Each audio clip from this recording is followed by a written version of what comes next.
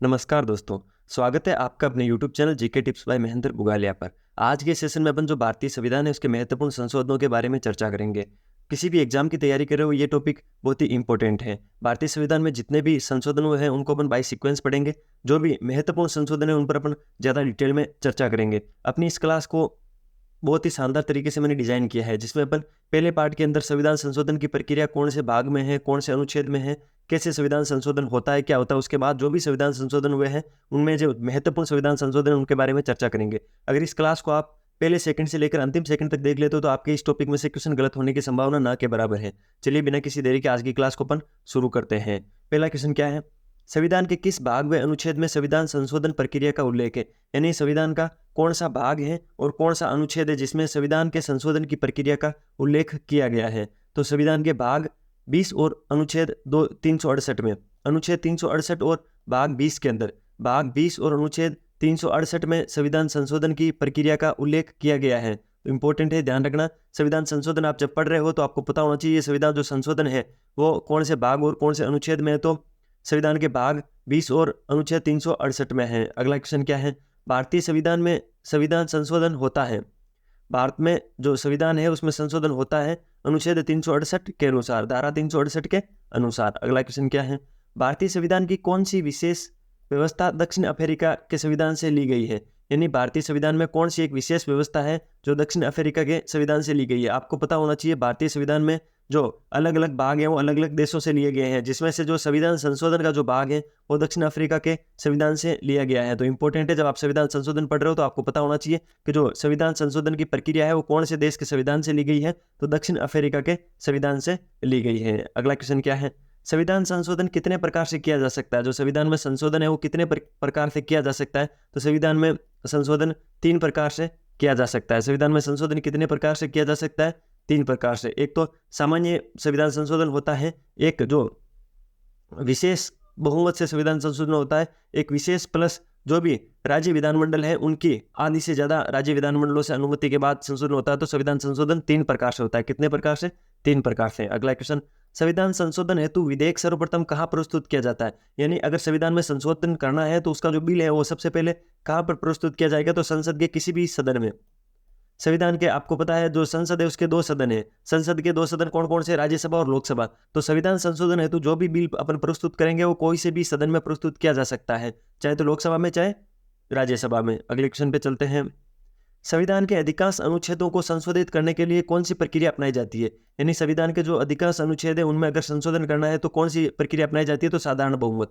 साधारण बहुमत से संविधान के अधिकांश अनुच्छेदों में संशोधन किया जा सकता है। अगला क्वेश्चन क्या है, भारत के संविधान में प्रथम संशोधन कब किया गया। ये क्वेश्चन इंपॉर्टेंट है, अभी यूलेट का एग्जाम हुआ था उसके अंदर ये क्वेश्चन पूछा गया था कि भारत के संविधान में प्रथम संशोधन कब हुआ। तो 1951 में। 26 जनवरी 1950 को भारत का संविधान लागू हुआ था। उसके अगले ही साल 1951 में भारत के संविधान में प्रथम संशोधन देखने को मिला था। अगला क्वेश्चन क्या है, संविधान में संशोधन नहीं किए जा सकते, मतलब संविधान के अंदर संशोधन किस विधि से नहीं किया जा सकते। लोकसभा तथा राज्यसभा के साधारण बहुमत से बिल्कुल। लोकसभा और राज्यसभा के साधारण बहुमत से संविधान में संशोधन किया जा सकता है। संसद सदस्यों के 2/3 बहुमत से बिल्कुल। संसद के सदस्यों के 2/3 बहुमत से भी संविधान में संशोधन किया जा सकता है। संसद सदस्यों के 2/3 व राज्यों के 1/3 बहुमत से बिल्कुल किया जा सकता है। जनमत संग्रह से, जनमत संग्रह से भारत के संविधान में संशोधन नहीं किया जा सकता।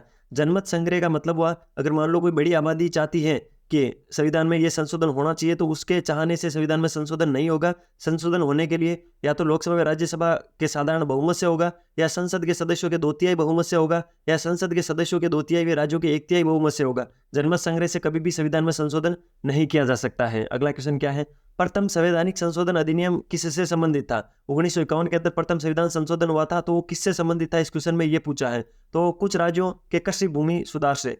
तो आपको पता है जब देश में संविधान लागू हुआ था उससे अगले ही साल भूमि सुधार हुए थे, तो उन भूमि सुधारों को सही तरीके से सिस्टमेटिक तरीके से करने के लिए प्रथम संवैधानिक संशोधन करना पड़ा था, जो कि 1951 में हुआ था। अगला क्वेश्चन क्या है, किस संविधान संशोधन के द्वारा ये व्यवस्था की गई कि राष्ट्रपति या उपराष्ट्रपति के चुनाव को इस आधार पर चुनौती नहीं दी जा सकती कि वे निर्वाचन मंडल अपूर्ण है। यानी कौन सा संविधान संशोधन है जिसमें यह व्यवस्था की गई है कि राष्ट्रपति या उपराष्ट्रपति के चुनाव को इस आधार पर चुनौती नहीं दी जा सकती कि निर्वाचन मंडल अपूर्ण है। तो निर्वाचन मंडल है वो पूर्ण नहीं है, इस आधार पर राष्ट्रपति और उपराष्ट्रपति के चुनाव को चुनौती नहीं दी जा सकती। तो 11वां संविधान संशोधन है। 11वां संविधान संशोधन में यह व्यवस्था की गई है कि राष्ट्रपति व उपराष्ट्रपति के चुनाव को इस आधार पर चुनौती नहीं दी जा सकती कि निर्वाचन मंडल अपूर्ण है। अगर आपको वीडियो की क्वालिटी और कंटेंट की क्वालिटी पसंद आ रही है तो आप प्लीज चैनल को सब्सक्राइब करना, वीडियो को ज़्यादा से ज़्यादा लाइक करना, अपने दोस्तों के साथ शेयर करना और एक अच्छा सा कमेंट में ये भी बता दिया करो कि आपको कौन सा टॉपिक पढ़ना है। आपके लिए बता दूं, बेल वाला आइकन दबा लेना, जिससे नई वीडियो की नोटिफिकेशन आपको और मोटिवेशन मुझे मिलता रहेगा। अगला क्वेश्चन क्या है, किस संविधान संशोधन द्वारा यह व्यवस्था की गई कि उपराष्ट्रपति के चुनाव के लिए संसद के दोनों सदनों की संयुक्त बैठक बुलाना आवश्यक नहीं है? यानी कौन सा संविधान संशोधन करके यह व्यवस्था की गई कि जो उपराष्ट्रपति के चुनाव है उसके लिए संसद के जो दोनों सदन है, लोकसभा और राज्यसभा, उन दोनों के सदनों की संयुक्त बैठक बुलाना आवश्यक नहीं है। क्वेश्चन को पूरा पढ़े, आवश्यक नहीं है। तो 11वां संविधान संशोधन, 11वें संविधान संशोधन में यह व्यवस्था की गई है कि उपराष्ट्रपति के चुनाव के लिए संसद के दोनों सदनों की संयुक्त बैठक बुलाना आवश्यक नहीं है। अगला क्वेश्चन क्या है, किस संशोधन द्वारा नागालैंड को राज्य का दर्जा प्रदान किया गया? यानी कौन सा संविधान संशोधन है जिसके द्वारा नागालैंड को राज्य का दर्जा प्राप्त किया गया? तो 13वां संविधान संशोधन के द्वारा जो नागालैंड है उसको एक राज्य का दर्जा दिया गया था। अगला क्वेश्चन क्या है, किस संविधान संशोधन द्वारा पंजाब राज्य को पुनर्गठित करके पंजाब तथा हरियाणा राज्य एवं चंडीगढ़ केंद्र शासित प्रदेश की स्थापना की गई? यानी कौन सा संविधान संशोधन किया गया जिसके द्वारा पंजाब राज्य को पुनर्गठित करके, किसको पंजाब का पुनर्गठन हुआ था, जिससे पंजाब, हरियाणा व चंडीगढ़, जिसमें पंजाब व हरियाणा तो राज्य बना था और चंडीगढ़ केंद्र शासित प्रदेश बना था, तो वो था 18वां संविधान संशोधन। 18वें संविधान संशोधन के द्वारा पंजाब राज्य का पुनर्गठन किया गया और पंजाब तथा हरियाणा दो राज्य बनाए गए और चंडीगढ़ एक केंद्र शासित प्रदेश बनाया गया। अगला क्वेश्चन क्या है, संसद को मौलिक अधिकारों में संशोधन करने का अधिकार संविधान के किस संशोधन द्वारा दिया गया? जो संसद है उसके जो मौलिक अधिकार है उनमें संशोधन करने का जो अधिकार है वो संविधान के किस संशोधन द्वारा दिया गया? तो 24वें संविधान संशोधन द्वारा संसद को मौलिक अधिकारों में संशोधन करने का अधिकार दिया गया था। तो आपको ध्यान रखना है, इस क्वेश्चन से आपको एक सीख ये भी मिलती है कि संसद है वो मौलिक अधिकारों में संशोधन कर सकती है और उसको ये शक्ति 24वें संविधान संशोधन के द्वारा प्रदान की गई थी। अगले क्वेश्चन पे चलते हैं। अगला क्वेश्चन क्या है, देशी नरेशों के प्रियपक्षों और विशेषाधिकारों को किस संवैधानिक संशोधन अधिनियम द्वारा समाप्त कर दिया गया? जो जब भारत का एकीकरण हुआ था, जो देशी रियासतें थी उनके जो राजा थे उनको उनकी रियासतों को भारत में शामिल करने के लिए उनको कुछ विशेष अधिकार और कुछ पेंशन भत्ते देने शुरू किए थे, जिनको प्रीबर्स बोलते थे, और उनके कुछ विशेषाधिकार थे जिनके तहत उनको कुछ सैलरी दी जाती थी। तो कौन सा संविधान संशोधन करके इन सारे सिस्टम को बंद किया गया? तो 26वें संविधान संशोधन द्वारा जो भी इनको विशेष अधिकार मिलते थे, प्रीबर्स मिलते थे, उनको बंद कर दिया गया। तो ये क्वेश्चन इंपॉर्टेंट है, कई बार सीधे सीधे एग्जाम में पूछा जाता है, तो इसको 3 स्टार लगा लेना और इसको याद करने की कोशिश करना। अगला क्वेश्चन, किस संवैधानिक संशोधन अधिनियम द्वारा लोकसभा सीटों की अधिकतम संख्या 545 निर्धारित की गई?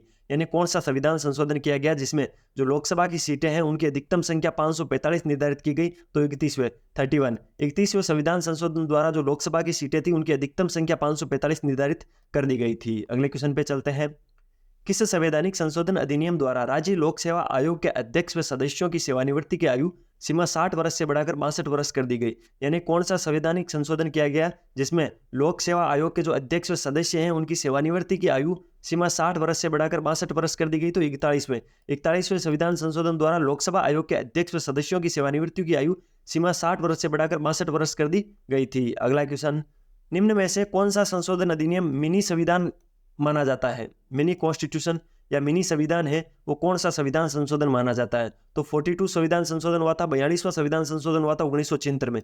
ये बहुत ही इंपॉर्टेंट संविधान संशोधन है, इसको मिनी संविधान भी बोलते हैं, यानी छोटा संविधान भी बोलते हैं। 42वें संविधान संशोधन अधिनियम 1976 को 42 कॉन्स्टिट्यूशन अमेंडमेंट 1976 के अंदर ये हुआ था, मिनी संविधान इसको बोलते हैं। अगला क्वेश्चन क्या है, भारतीय संविधान की प्रस्तावना में समाजवादी तथा धर्मनिरपेक्ष शब्द जोड़े गए।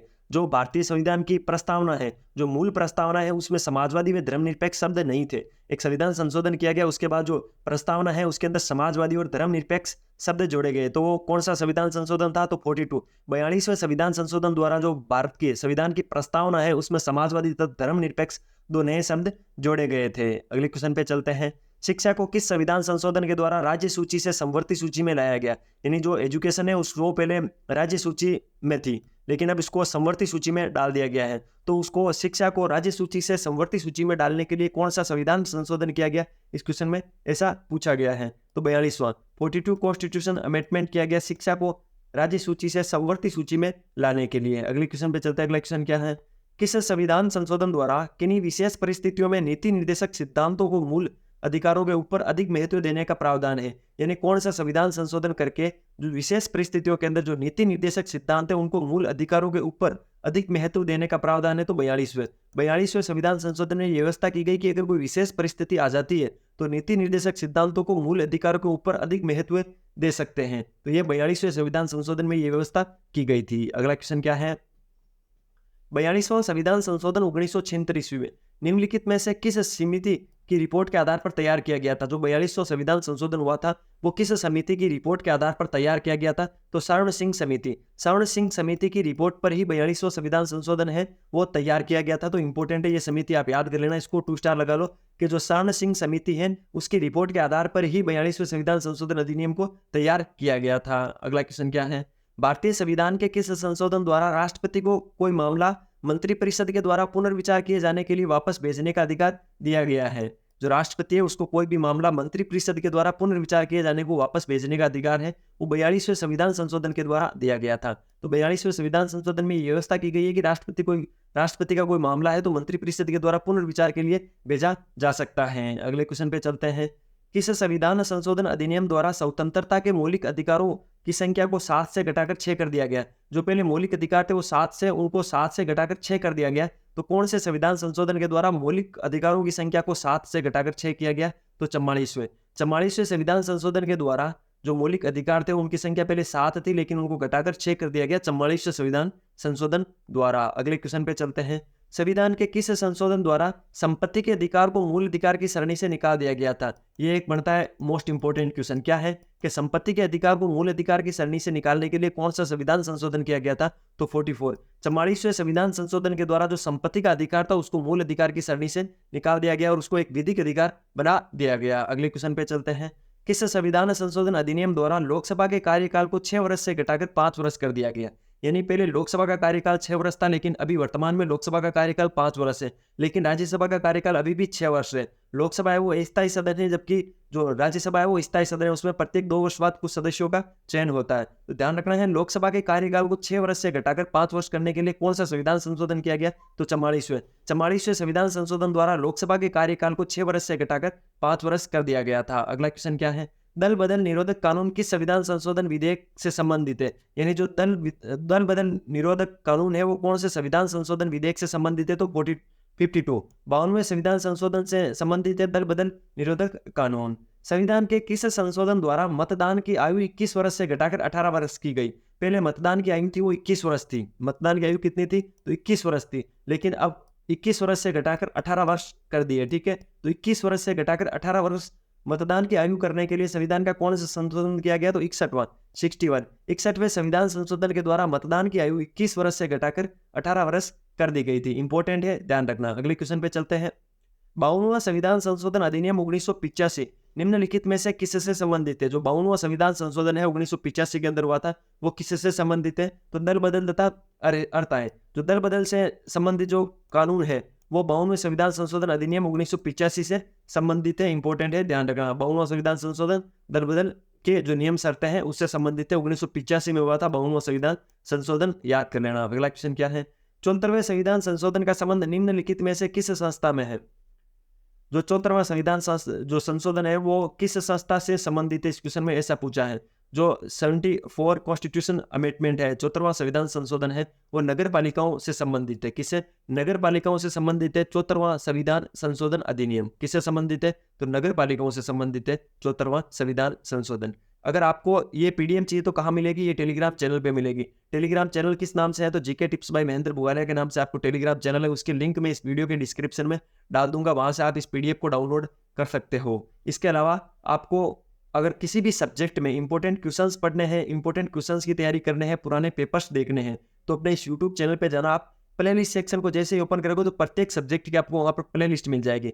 आपको कौन से सब्जेक्ट का कंटेंट पढ़ना है उस पर आप क्लिक करना और उससे सब्जेक्ट से रिलेटेड जितना भी इंपॉर्टेंट जो मेन चीज़ें होगी वो सारी आपको वहाँ पर क्लासेस के माध्यम से मिल जाएगी। इसके अलावा वीडियो की क्वालिटी और कंटेंट अगर आपको अच्छा लग रहा है तो आपको क्या करना है वो आपको सब पता है, क्योंकि इसमें आपका कोई चार्जेस नहीं है। अगर आपको इतना अच्छा कंटेंट फ्री में प्रोवाइड करवा रहे हैं तो आपको बदले में बस इतना करना है, वो लाल वाला बटन है उसको दबा दो। वो लाल नहीं दिखना चाहिए, तो लाल खतरे का निशान होता है, तो खतरे से आप निकल जाओ, लाल वाले बटन को दबा लो और वीडियो को ज़्यादा से ज़्यादा लाइक करना है, बेल वाला आइकन दबाना है जिससे नई वीडियो की नोटिफिकेशन और हमें मोटिवेशन मिलता है।